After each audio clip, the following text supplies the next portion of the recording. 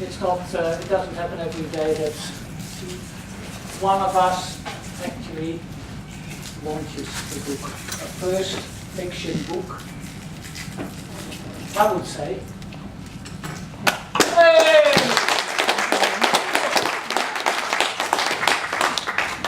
Hey, what's an achievement? Because these things just don't happen overnight. They're products of actually years and years of work. And it's so wonderful to actually, in Rebecca's local library, to be able to do the launch. Because we are very proud of her. Because we love it that there are local people that actually write, that produce books, because hey, without people like her, they're out of business. Hey, let's be honest, I mean, I wouldn't have a job. So, wonderful to have you here. Wonderful of you all to join us in celebrating her achievements. What we will be doing tonight is we'll be starting off with a sort of Q&A, which means that I'll be asking questions of Rebecca, and if you feel like butting in, feel free. Okay, so sorry, except you. Mums accepted. Sorry, there are certain rules here. You already know all my secrets. But listen, I've got a number of questions, and of course we can fill some time with that. But it's much better if every now and again you think, well, okay, that's all very nice, but let's get down to the nitty-gritty. So if you've got something to ask her that's actually going to stop her, by all means. Don't stop me. Okay. Now, I'm the one with the loudest voice, so I haven't got a mic. They make me wear this thing. I've made her wear this thing because it's much better for all of us if you can actually hear. Anyway, Rebecca, this is your life. Feels like it. Now, curious as we all are, how did it all begin? First of all, I mean, were you parents? By the way, this is the speaking chair, I've got it. And I'm very They're going to claim credit, my parents? Mum and Dad claim credit. Are there other role models as well, maybe? Please explain, where did it all come from? Mum, Dad? Actually, I think my parents would be kind of shocked to have such a creative daughter because there doesn't seem to be any history of writers or artists in our family. We have musicians, but we don't have writers.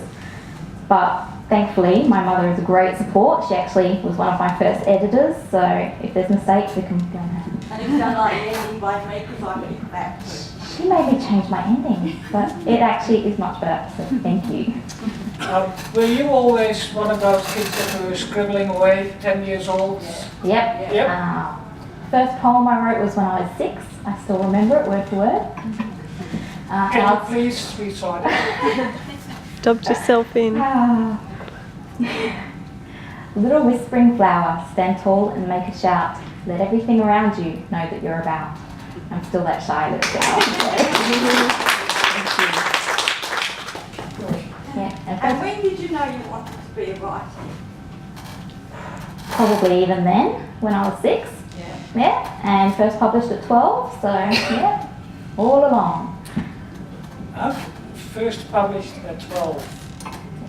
More poetry at 12. More poetry? School? Newspaper? No, Editor's Choice Award in an anthology. There we go, everyone's Yay! More and more impressed. By the way, did you pass English at high school? No, I didn't. And you've obviously heard that story, which otherwise you wouldn't ask, because most people don't ask that. But I actually failed 9th grade English, and I hated my teacher because I'd shared some of my creative work with her to get some feedback, and she promised to give me some feedback. And then I never heard anything, and I thought, oh my God, I can't write, she hates it. And I probably stopped writing for a good few months after that, and it was really horrible. So please, teachers, support your young writers. Absolutely, But because stuff her, I went and wrote books. teachers really have got the capacity to either make or break these pursuits. It is awful, but hey, that's the truth of it. Now, Flight of Talk is your first fiction book, but you have published before. I have. Can you please Tell us a bit about it. I've spent 12 years as a freelance writer, editor and web technician. So I've got articles published online. I've also got a poetry book-ish type thing that I will restructure and republish at some point. And I've worked on other projects like a poetry workshop online, and I've been writing for years, so there's publications all around the web and all around the world. Right, okay, so that was all non-fiction then. I'm always curious, did you make a living? Technically, not from the writing. I actually made a lot more money as a web technician, so I designed people's websites, created social media plans and strategies, and I did a lot of tech support. People have issues with their computers and I come out and fix it. But it wouldn't let me get my fiction writing done, which is what I really wanted to do, which is why I gave up freelancing in 2010. It was driving me nuts. Okay, fair enough. I mean, that can drive you nuts, but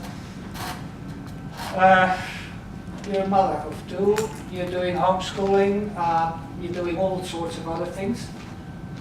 When do you actually write? I mean, how do people do these things? How do writers do these things? I think Time. How do you do?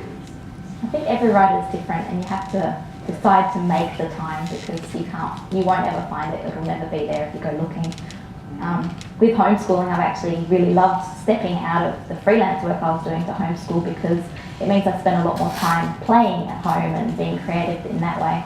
So by the end of the day, when the kids are finally asleep and I've got a few hours to myself, I still have that creative energy, so I can go ahead and get some words written. But I think I spend a lot of the year thinking I should be writing more, and then thankfully we have National Novel Writing Month. So in November I tend to churn out the words, and Josh has school holidays for a month, and that's what I focus on for the month. I write another book. Does he actually then study during January? Or? Yes. Yep. Okay, just He curious. homeschools 24/7, because we do what's called unschooling. So he learns from everyday experiences in life, and we're constantly learning with him. So we call it school holidays, but he's still working hard. Okay, the things I don't know, obviously. Assuming that you're a reader, have you got any favourite authors, and what sort of genres do you read? I actually got asked this question in an interview that's going to go up online tomorrow, and she actually said, do you have paranormal suspense on your bookshelf? And I'm thinking, no, I read fantasy, I don't read paranormal. And then I look at my bookshelf and there's vampires and witches, and okay, so yes, I read a lot of paranormal books. But I didn't intend to. And originally one of the earliest inspirations I had for leading into a career in writing was an Australian author called Tracy Harding, who wrote the Ancient Future trilogies. And those books showed me that as a writer you can reach an audience about really deep topics. She talks about Reiki in her books, for example, and healing and other aspects that are normally people would shy away from. You wouldn't want them put in your face, like preaching. But through fiction she could make that something that was acceptable and something that readers would take on board, which is something I really wanted to do with my own fiction, find that deeper message and give it to people in a way that they want to accept and bring into their lives. Do you write for the joy of writing, or do you actually write to produce a physical product? I have to admit that I hate writing. Okay, now. The actual sitting there and producing that first draft is really torture for me. I get such bad anxiety attacks, and that blank page is always freaking me out. So the first draft stage of the writing, I hate it. But I love the editing, and I love the production, and I love turning the story into something that people are going to love to read. So the stories are there in my head, and because no one else can write that first draft but me, I have to do the hard work first, and then I get to play with it afterwards. Gosh. Okay. Interesting. Yes. Well, that's right. I mean, I'm just a bit flabbergasted. Okay. A writer who loves reading, and I want more books to read, so I have to write them. Yeah, but you're not going to find the time, I reckon. Question? Yep, question. You were asked by a school to write for a teacher. Can you describe how that took place and whether you enjoyed that kind of one?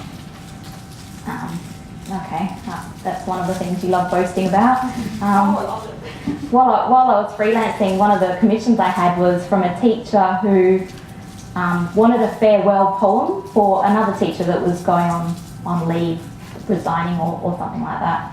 And they asked me to create a poem that incorporates the ideas of the children and the effect that she had on that school.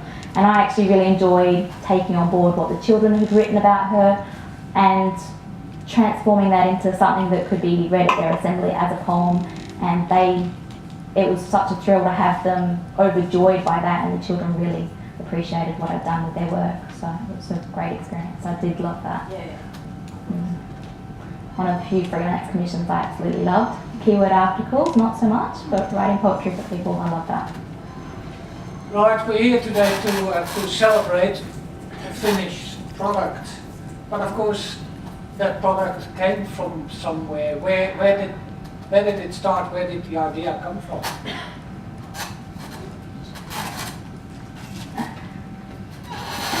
Actually started in 2006 at writing.com. I had a friend, called him Forge, it's not his name, but he and I got together and had some ideas about a story that we wanted to write, that we were going to write together.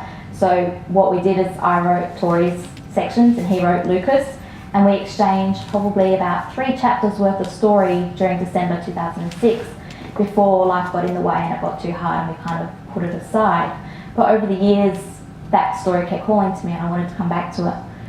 The original story had some dragons and some sonic weapons and a big mountain that they would go to and a post-apocalyptic city, and none of that made it into the final book. It's all been cut, and as much as I'd love to write dragons, I was really disappointed that it never made it into this book because the Flight of Talk wanted some sort of other story to be told. And over the years, that book kept calling to me and wanting me to tell it, and with Forge not able to work on it, I went to him and said, I really want to get this book finished, do you mind if I go ahead and do it on my own? And he was thrilled with the idea that it might eventually go somewhere and become something, so he gave me the go-ahead on that. But then it took years and years, and I sat there and did nothing with it. Skip that bit. So life was really, really busy, and then in 2012, I came here to Armadale Library where they had regular write-ins. And the reason I'm doing my launch here is because this book would not exist without this library. 70,000 words were written sitting in this library, probably at that table right there. And so that's the journey this book took. I say it took 8 years, but most of it came together that November, and it was such an amazing experience. It certainly was, and I vividly remember that month, I must say, because it was the first time ever that we tried something like national novel writing. And Rebecca was here, I reckon, virtually every day, although we only had Saturday and Sunday so-called write-ins, but she had a week-long one. But what was amazing too, in my mind, is that all of a sudden I found that there is a congregation of writers. They're not all solitary misfits, dare I say. They're actually people that communicate, that enjoy communicating with each other about their writing, about their difficulties, etc. Which to me was quite an amazing experience. Wonderful to see. But of course, okay, so you've got 70. I then had to spend the rest of that year and the next trying to get around to finishing it, and then of course editing it, which was a bit of a nightmare, and then of course formatting it, because as a self-published author, when you go to print a book, it's not just send up your Word document and it all comes out looking like a book. You've got to actually sit there and make sure the page numbers are on the right pages and everything. It's a bit of a nightmare. But thankfully, yeah. Sorry, No, go ahead. just now, so you worked originally on this concept with someone else? Yes. So did any of their work make it into the book, or No. did you start completely afresh with just your own words? There is, I think it's chapter 5, which is actually our original chapter 1, but most of those words were mine, and anything he wrote, I rewrote in my own voice, because his voice was very distinct and different than mine. So technically, other than his ideas, none of it made it into the book, which is why he was okay with not having his name on the cover. But he is acknowledged in the credits, so yeah. Any other questions? No? Okay, but still, the 70,000 words became a book. How? I mean, who's edited this thing? I did. Yes, I think you were my first reader, and Katie was one of my first readers. They got my pages and pages of A4 paper stacked like this worth of my book and sat and combed through looking for all the mistakes. So I had a few beta readers. A friend of mine, Yvonne, also read it early. Carolyn read some, and the feedback that they gave was immense and certainly helped bring it together. But then I thought, well, I've edited it and I've had friends edit it and surely it's edited enough. And so I went ahead and printed it, and then a few people read it and found some mistakes. So, biggest tip to writers, don't trust your eyes, because no matter how good an editor you are, you're going to be blind to your own mistakes. You need to get a professional editor. Early readers found more than 20 mistakes in the first edition. They're not in the second edition, so. There's still some though. But there's bound to be some more, so if you spot any more, let me know and I'll fix those as well. Right, okay, but you know, and right on the sales table there, you will find that there's one book with 2 covers. There must be a drama in here somewhere.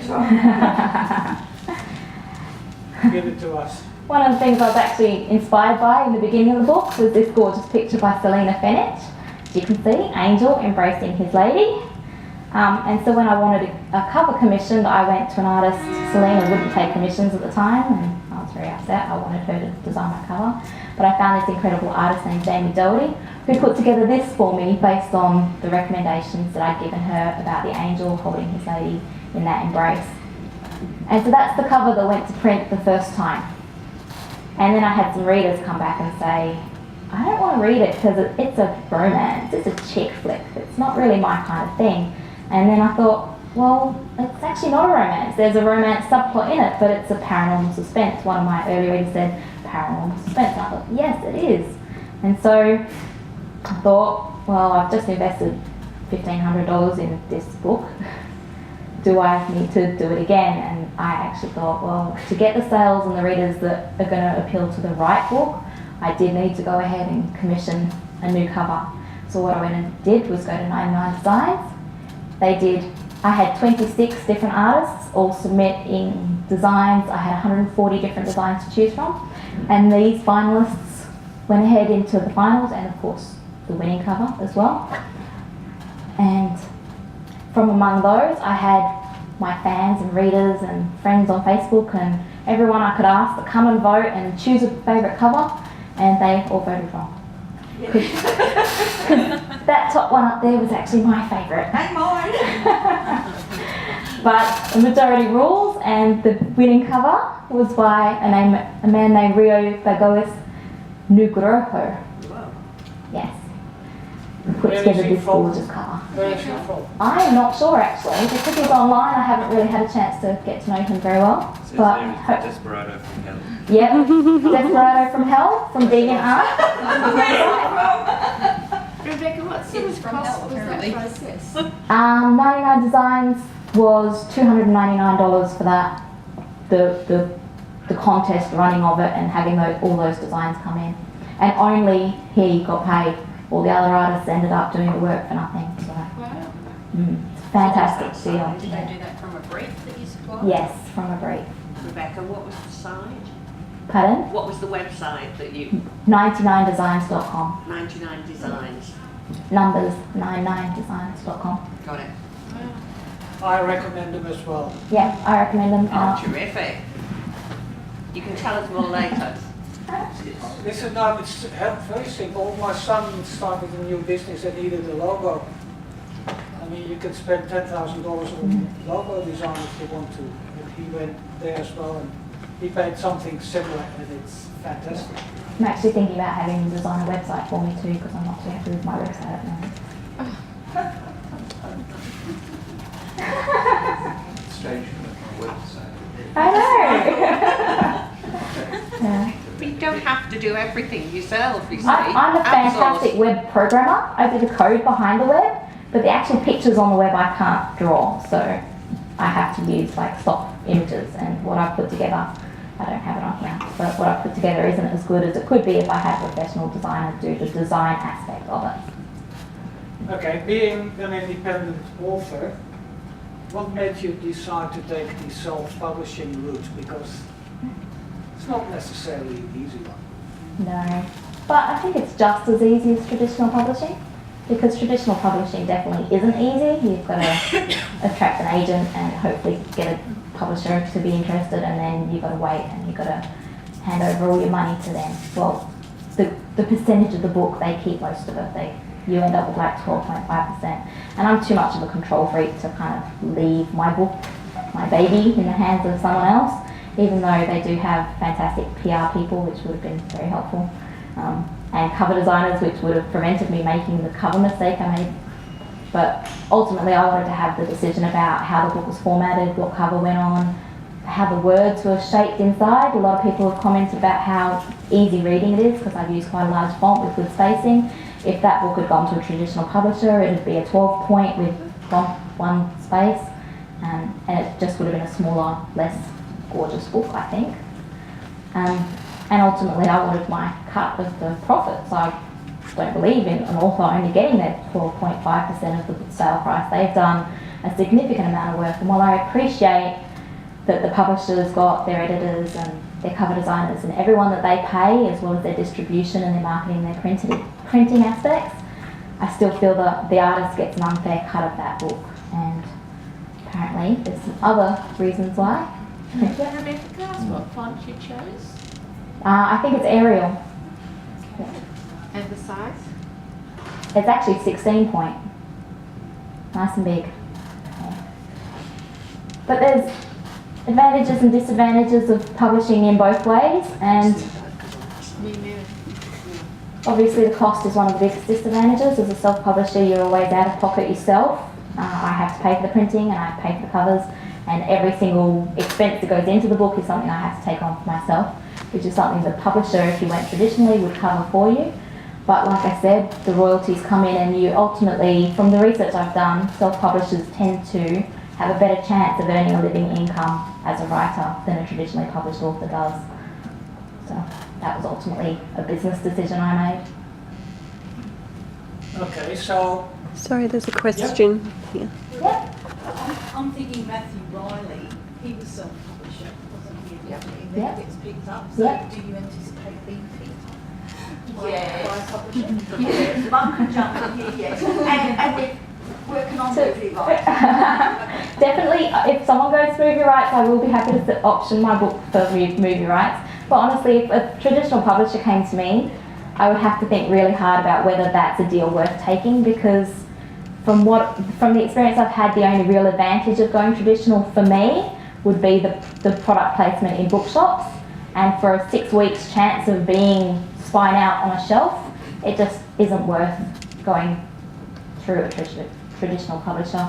And with self-publishing, the stigma that was there in the past is really lifting these days, so there's a lot less resistance to self-published books these days. No? How are you promoting your sales? You know, where can you buy the book? So how are you sort of promoting yourself? At the moment, it's available on Amazon, both as paperback and a Kindle. I've got intentions to approach bookshops and libraries, obviously, and I'll be doing talks around the state. And I do online promotions through social media and blog tours and interviews and the marketing side of things. So I think a lot of authors end up having to do anyway, even if they have a traditional publisher. So I just have to do the legwork to get the actual copies of books to people. Yes, Bernie? You're not going to say no when I ask you to come and talk on a radio show? Definitely not. Good. Well, I should say our radio show. Yep. As soon as you're up and running, I'll be one of the first people you'll have. Any other questions? Okay, so if self-publishing is not for instance, for me, what other avenues are there? Of course, so there is the traditional publisher, But what are my chances to being picked up by one of those as the first-time author? Less than 1%. It's a bit of a sorry kind of situation there. But I've found that there's actually two schools of authors. There's authors who just want to write and don't want to publish for themselves. They don't want to run the business as a publisher. They just want to be the writer who sends their book to the publisher and then collects royalties at the end of the day, month, year. So for those authors, traditional is just the way to go. You can't argue with them about the fact that it would make you more money because they don't want to have the headache of having to do all that extra work. They just want to write their book. And a lot of people, I've been really surprised actually, are very into having that concern taken off their shoulders. So when they go the traditional route, they do have to approach an agent and go through a publisher. And the road is quite difficult, but then so is self-publishing. And there's people who are interested in the business aspect of it are always keen to go the self-publishing route because it does make very good business sense. Rebecca, Yeah. isn't there the third option that they can pay someone to do the publishing for them? I pay them for, basically. I've never had anyone come back and say, my book was brilliantly edited by Vanity Press, so we try not to mention it. Just thought I would. So Rebecca, this one's here. It's finally arrived. It says book 1. What does that mean? Oh, yes, what does that mean? I'm actually in the midst of working on book 2 now, part of what I'm doing for NaNoWriMo this year.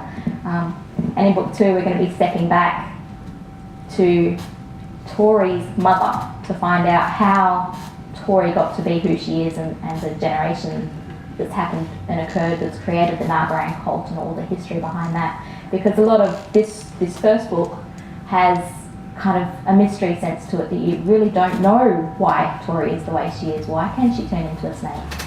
And what connections her family has with the Nagarang. It's all quite a mystery and that's what makes it a suspense. You don't know. So when book 2 comes out, it'll kind of reveal that and fill in the blanks. So make sure you read book 1 first and then book 2. But after that, I'm going to be coming back to Tori and Lucas because their story's not done at the end of this book. Sorry, spoilers, they're not finished. And so I'll be telling what happens next after the end of the Flight of Talk. And there's some characters. Big spoiler. Oh, I'm just going through all the storylines and thinking, oh my God, you just told me the end. No, I haven't.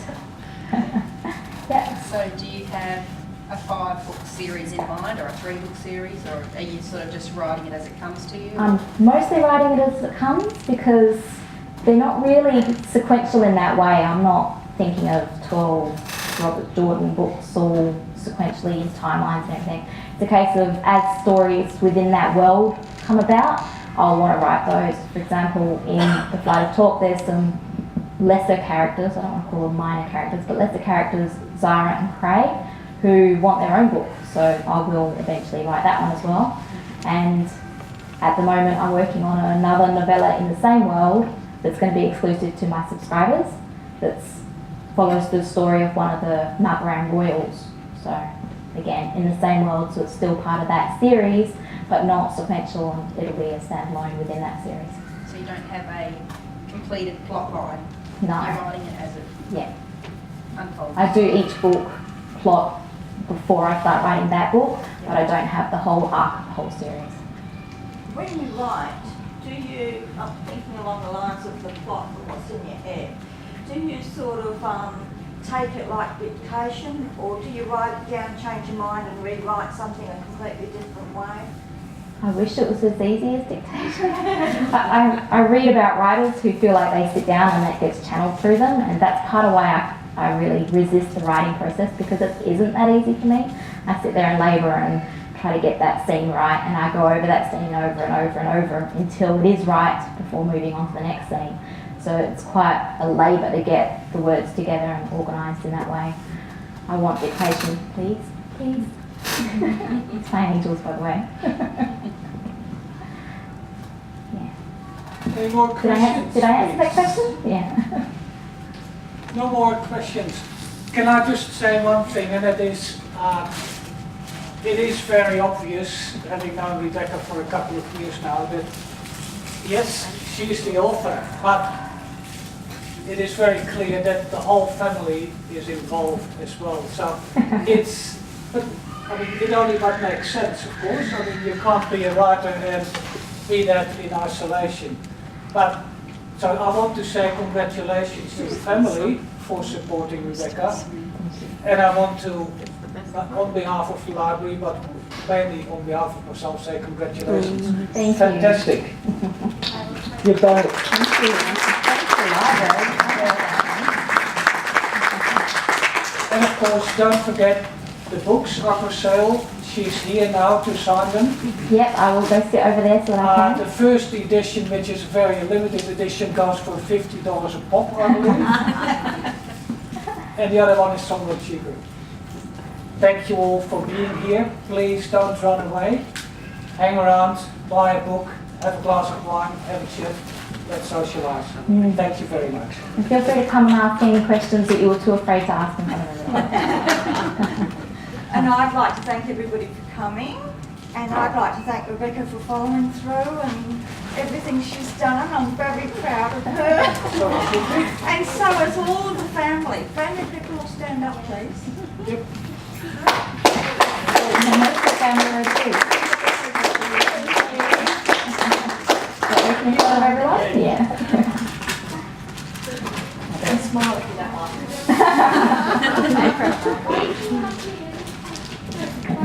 I'll smile if I've already got it. I'm lifting the paper. Bonnie, they ripped paper. Oh wow! Who found that? I did today. It's a snake lady. Yeah. That's gorgeous. Isn't it? Oh, I went, wow. changes. Oh, you know I'm going to have to write a spider one, right?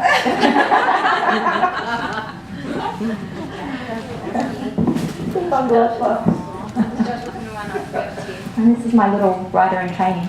Not so little. Joshua, do you want to come and get Mama up? No, It's trash. this is not the good time. Watching everyone. Right. Sales table, refreshments. Yes. It's not, it doesn't happen every day that one of us actually launches the book. A first fiction book, I would say.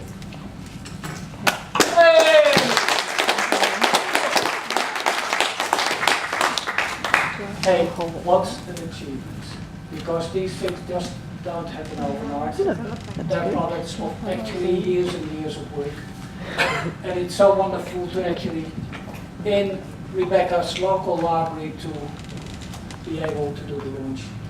Because we are very proud of her. Because we love it that there are local people that actually write, that produce books. Because hey, without people like her, they're out of business. Hey, let's be honest, I mean, I wouldn't have a job. So, wonderful to have you here. Wonderful of you all to join us in celebrating her achievements. What we will be doing tonight is we'll be starting off with a sort of Q&A, which means that I'll be asking questions of Rebecca, and if you feel like butting in, feel free. Okay, so sorry, Except you. mums accepted. Sorry, there are certain rules here. You already know all my secrets. But listen, I've got a number of questions, and of course we can fill some time with that. But it's much better if every now and again you think, well, okay, that's all very nice, but let's get down to the nitty-gritty. So if you've got something to ask her that's actually going to stop her, by all means. Don't stop me. Okay, now I'm the one with the loudest voice, so I haven't got a mic. It's not, it doesn't happen every day that one of us actually launches the book. A first fiction book, I would say.